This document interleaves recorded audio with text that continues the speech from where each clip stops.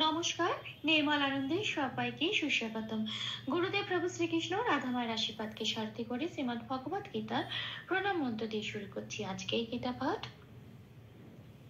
শ্রীকৃষ্ণ হৃদয়ং গীতা সংসার মালনাশিনীম জ্ঞানম ভক্তিম মুক্তিদাত্রীম গীতা দেবীম নমস্তুতে। ওম নমো ভগবতে বাসুদেবায়, ওম নমো ভগবতে বাসুদেবায়, ওম নমো ভগবতে বাসুদেবায়।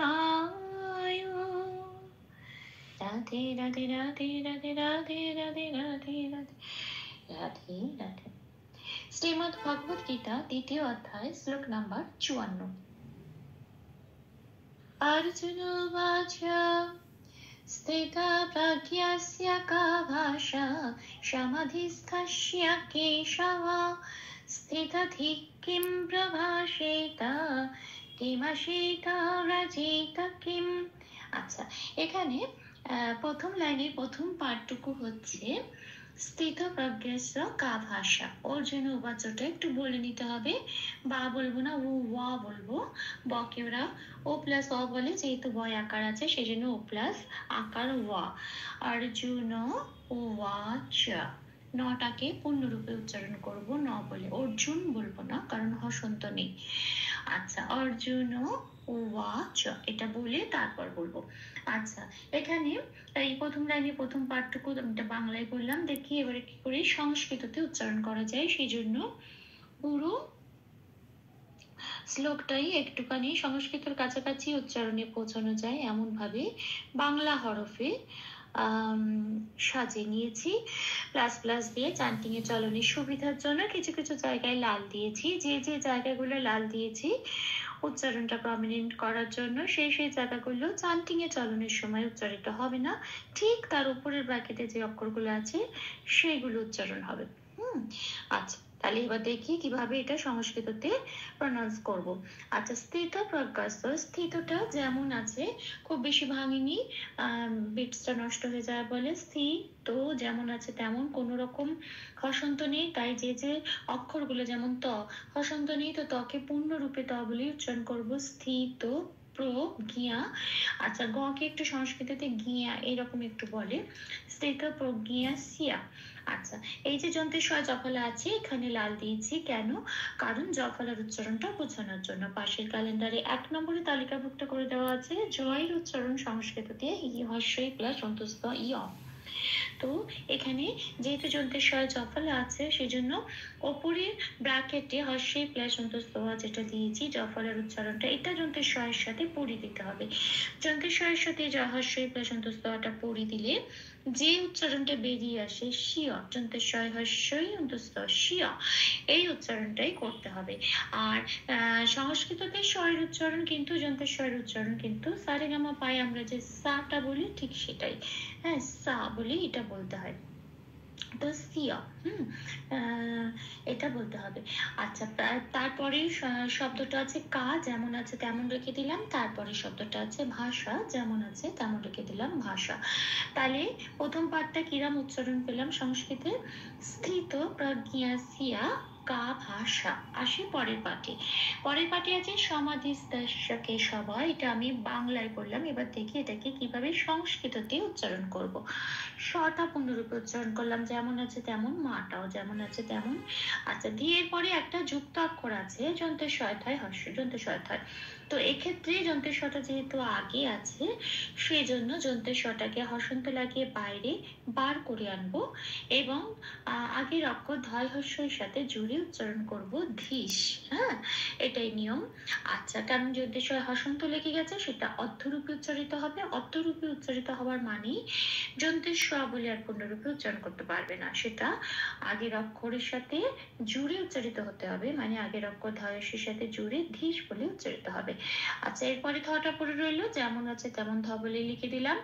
আচ্ছা, তারপরে যন্ত্রের সয় জফলায় লাল দিয়েছি ওই জফলার উচ্চারণটা বোঝানোর জন্য।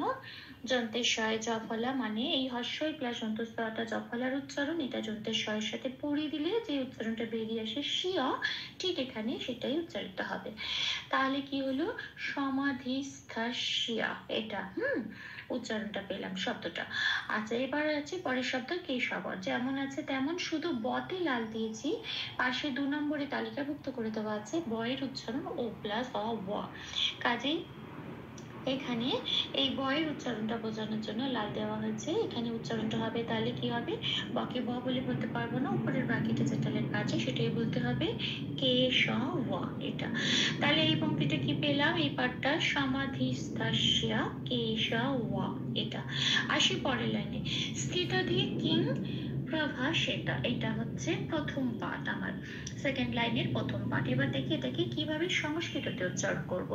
আচ্ছা, স্থিতাধি, এখানে স্থিটা যেমন আছে তেমন, তটা পূর্ণরূপে উচ্চারিত হলো, ত বলি স্থিতা, ধীয়ের একটা বিসর্গ আছে। এর মনে রাখতে হবে এই বিসর্গটা কিন্তু প্রথম শব্দের বিসর্গ, এটা কিন্তু শেষ শব্দ নয়। বিসর্গ যখন শেষে থাকে, শেষ শব্দে থাকে বা পংক্তির শেষে থাকে, তার উচ্চারণ, তার প্রতিস্থাপন একরকম হয়। আর যখন এটা শব্দের প্রথমে থাকে, তার প্রতিস্থাপন আরেক রকম হয়। এখানে 5 নম্বরে তালিকাভুক্ত করে দেওয়া আছে এই বিসর্গটা অর্থ হ হিসেবে প্রতিস্থাপিত হয়ে যাবে। কেন? তার কারণ এই বিসর্গটা শব্দের মাঝখানে আছে, মানে প্রথম শব্দের শেষে আছে, সেই জন্য। তো এটা অর্ধ হ যখন, তার মানে এই অর্ধ হটা আলাদা করে হ বলে আর উচ্চারিত হতে পারবে না। আগের অক্ষর ধি আছে, এখানে আগের অক্ষর ধি এর সাথে জুড়ে উচ্চারিত হতে হবে ধি। এই যে ধি বললাম, এখানে অর্ধ হটা উচ্চারিত হয়ে গেল। তাহলে শব্দটা কি পেলাম, স্থিত ধি, বিসর্গটা হয় হসন্ত দিয়ে প্রতিস্থাপিত হয়ে গেল। তারপরে শব্দ কিং, অনুস্বর আছে। এই অনুস্বরটা 4 নম্বরে তালিকাভুক্ত করে দেওয়া আছে। অনুস্বর শব্দের শেষে থাকলে ময় হসন্ত দিয়ে সেটা প্রতিস্থাপিত হয়ে যায়, কাজেই ময় হসন্ত দিয়ে কিংটা প্রতিস্থাপিত হয়ে কি হলো, কিং। আচ্ছা, প্রভাসিতটা যেমন আছে তেমনই রেখে দিলাম। চান্টিং এ চলনের সুবিধার জন্য একটু প্লাস প্লাস দিয়ে লিখে নিলাম, কিন্তু মনে রাখতে হবে তয় কোনো হসন্ত নেই তয়ের তলায়, কাজেই তটা পূর্ণরূপে ত বলেই উচ্চারিত করতে হবে, প্রভাসিত বলতে পারবো না, প্রভাসিত এটা বলতে হবে।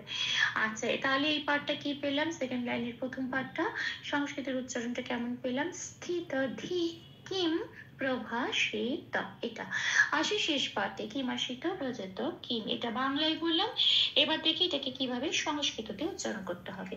কি যেমন আছে তেমন রেখে দিলাম, মা যেমন আছে তেমন রেখে দিলাম, সি, যন্ত্রেশ্বর উচ্চারণটা সংস্কৃত হয় সি। সি তটা পূর্ণরূপে উচ্চারণ করলাম, কোনো হসন্ত নেই, তাহলে কি হলো, কিমা শীত শব্দটা পেলাম। পরের শব্দে বয়ের রফলা আছে, বয়ের জন্য একটু লাল দিলাম, 2 নম্বরে তালিকাভুক্ত করে দেওয়া আছে বয়ের উচ্চারণ ও প্লাস অ, কাজে এটাকে একটু ও দিয়ে বলতে হবে, ব দিয়ে নয় ব দিয়ে বলতে হবে।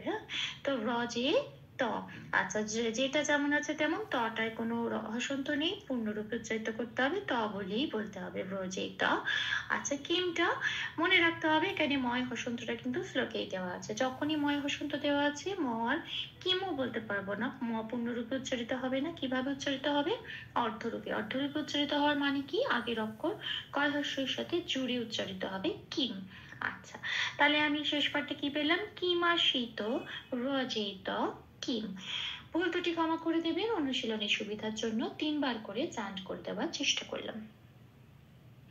अर्जुन उवाच स्थितप्रज्ञस्य का भाषा समाधिस्थस्य केशव स्थितधिः किं प्रभाषेत किमशीतो व्रजेत किम्।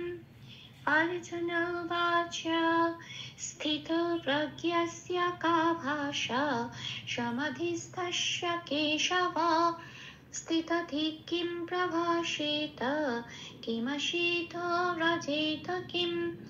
अर्जुन उवाच स्थितप्रज्ञस्य का भाषा समाधिस्थस्य केशव स्थितधिः किं प्रभाषेत किमशीतो व्रजेत किम्। राधे राधे राधे राधे राधे राधे राधे राधे राधे राधे। তপ্ত কাঞ্চন গৌরাঙ্গীম রাধে বৃন্দাবনেশ্বরী বিশ্বভানুসুতে দেবী তাম প্রণমামি হরি প্রিয়ে। প্রভু ও শ্রী রাধা মায়ের কৃপা দৃষ্টি আমাদের সবার উপর বর্ষিত হোক। ধন্যবাদ। আপনাদের উৎসাহই আমার অনুপ্রেরণা। আমার সকল ভুল ত্রুটির ক্ষমা প্রার্থনা প্রভুর চরণে অর্পণ করলাম। ওম কৃষ্ণায় বাসুদেবায় হরয়ে পরমাত্মনে প্রণতক্লেশনাশায় গোবিন্দায় নমো নমঃ। ওম শ্রীকৃষ্ণার্পণমস্তু। জয় শ্রীকৃষ্ণ।